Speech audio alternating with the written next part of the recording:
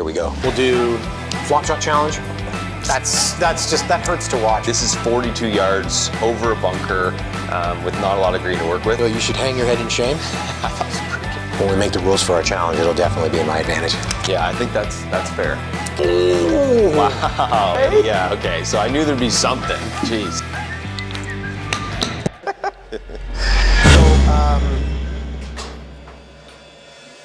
Why don't we get, we fit with a 7-iron, why don't we demo this with a 7-iron? Perfect, yeah. And I'm just gonna set us up on the range.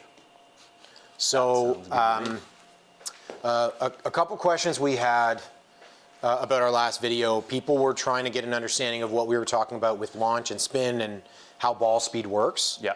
So, Mark, you hit it a lot better than me. Why don't you got a 7-iron there? I do have a 7-iron. You up for hitting a few shots? Can you handle Absolutely. that? Always. Always. First of all, what loft is your 7-iron? It's about 34 degrees. Okay, so pretty standard, well, not standard anymore. It's old school lofts, kind of what would be considered weak. Yeah.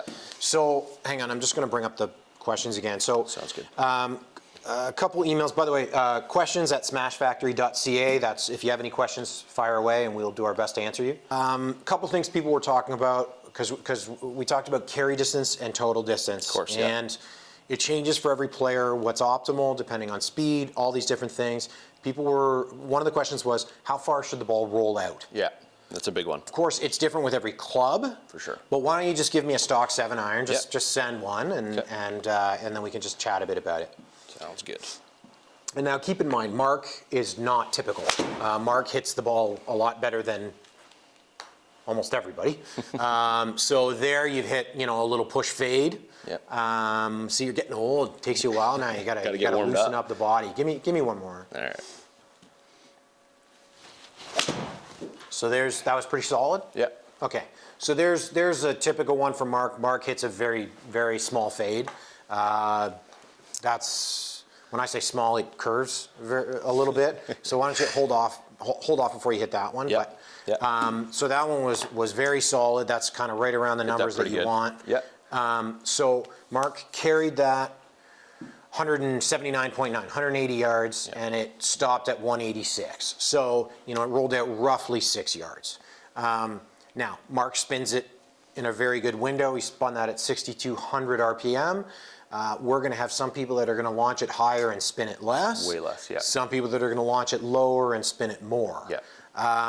Essentially, we don't really want to see the ball roll out any more than 15 yards for, a higher handicapper. Yeah, I think they're always going to struggle with, even though our launch angles are going to be similar, their apex is going to be a lot different. Right, so apex being the peak height. Exactly, so that's 110 feet. And a lot of that stopping power comes from how steeply it comes in, right? So even if you launch it at 17 degrees, but you don't quite swing at or get that ball speed, you're not going to create the land angle that you need. So kind of a max that we talk about too is about 15 yards. And a lot of this we talk about with a 7-iron, because obviously we fit with 7-irons. And obviously some people don't play a 4-iron or shouldn't play a 4-iron, even 5-iron for some Yeah, some very people. few people actually nowadays, because a 4-iron is like a 2-iron. Yeah, I mean, a lot of them are in that 20 degree, 22 degree loft range where it's just not enough loft to give you what you want, right? So there's diminishing gains in that, right? So if you're someone who already hits it low, you hitting a 2-iron versus a 4-iron, they're going to end up carrying the same distance, right? So that's where you need to understand that you need a bit of speed to create that land angle, and you might sacrifice a couple of yards to get it to stop quicker, which in golf, that's probably a better thing than hitting it an extra 5 yards. Yeah, and especially with irons, right? So when we say, we don't want your iron to roll out more than 15 yards, I mean, that's max. That's max, That's like worst case scenario. Ideally, it's 6 or 7. Your irons are designed to go a specific distance. If they can go a little further, great, but when we're doing a fitting, it's about making sure each iron goes a specific distance so it fits. Absolutely. It's a tool for playing golf. Absolutely. So Mark, again, rolls it out, hops out 6 yards. So now he knows, hey, if I'm on the golf course and I've got 185 to the flag, stock 7-iron is going to be a really good club. Pretty good number, yeah. Unless if that flag is right at the front, true. No, I know. Suddenly you don't have enough to carry it there. That's exactly That's where you've got to be able to calculate what's my carry, what's my total. Really, really important playing golf. For sure. The next thing that people asked about, and it's all part of this, it's lower launch and ball speed and They're explaining what we were talking about, Yeah. because we were just, me and you were talking. Yeah, of course. And we forget that some people aren't as like golf nerds like Yeah, we are. yeah, exactly. So what we'll explain is smash factor. Smash factor is, it's essentially an efficiency rating of your club head and the ball speed coming off of the club head. So it will let us know how good the strike is and then how efficient the club is performing. Exactly. There's a lot of factors that go into that, but we're going to simplify it right now. Yeah. And essentially, smash factor, and Mark, I'm going to get you to hit a couple Yeah. at different heights. Okay. So the lower you launch the golf ball, the higher the smash factor will be, provided you've hit it. Yeah, you've hit it exactly. Okay. That's the biggest. So right there, Mark, you hit one. That was a fairly shallow angle of attack. You hit it solid. Your smash factor was 141. 141. Yeah. Okay. I'm pretty happy with a 7-iron with Yeah. that. So like Matt said, it's kind of the reason why pulls go so far is because that face gets shut down, and typically when it shuts down, you deliver less loft, right? So even with the same club head speed, your efficiency, your smash factor is going to jump up. That ball is going to go too far. So I mean, if you could do that every time, that'd be great. But that's kind of why that pull goes so far. So can you show me a low one? Yeah, hit a Okay. low one here. Yeah, for sure. So 1.41 was your stock smash factor with the pretty solid strike.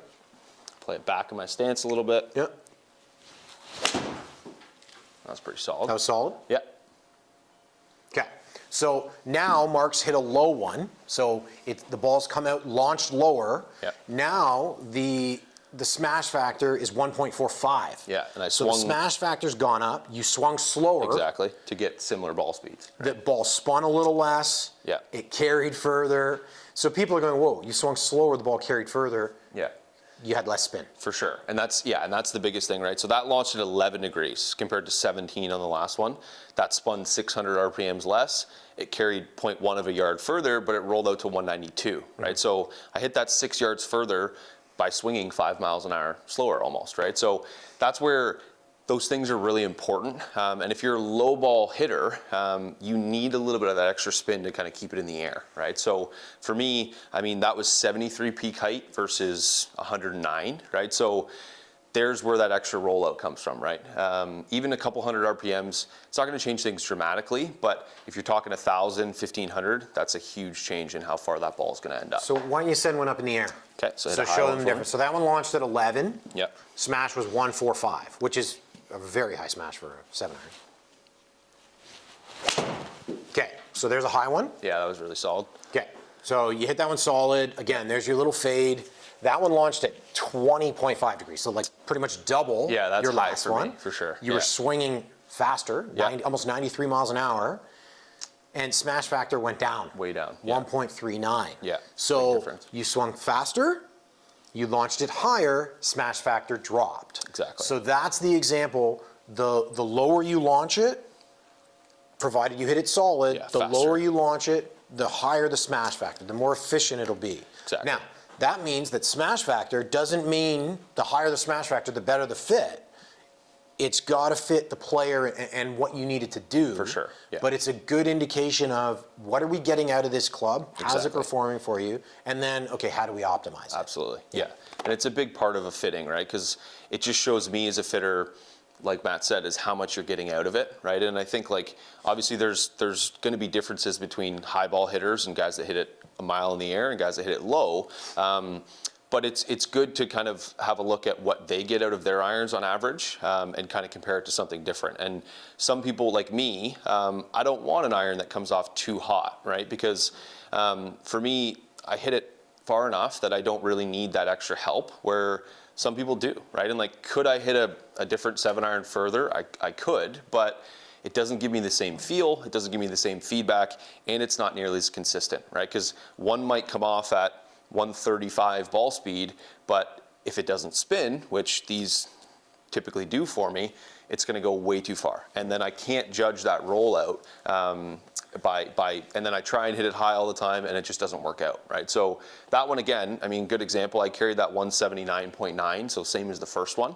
Couple points less of efficiency, I delivered a little bit more loft, and I got 3 yards of rollout, right? So if this is a front pin, that's what I would have to do. And going, hey, you know what? I want to land it front edge and have it roll out as little as possible. But if it was So you'd probably, again, you'd hit it higher, swing faster. Exactly. Knowing that you're going to get less smash factor. Exactly. So the ball will generally land a Yeah, little softer. and that's typically why I play these irons, right? Because I'm not the highest ball hitter in the world. I can hit it high if I want to, but it's a lot of work for me. So I want something that's already going to spin and kind of launch in the air anyways. So for me, I mean, I think that's the difference between Matt and I too. Matt hits it fairly low. Yeah. He needs a little bit of extra height too. And I think like for me, I hit driver really high, and for him, he hits it quite low. So not everybody's swing is the same, even if we're both hitting the same sort of clubs, right? So everybody's going to be a little bit different. But Yeah. So hopefully that explains what smash factor is. And again, if you have more questions, fire away. We're happy to keep explaining.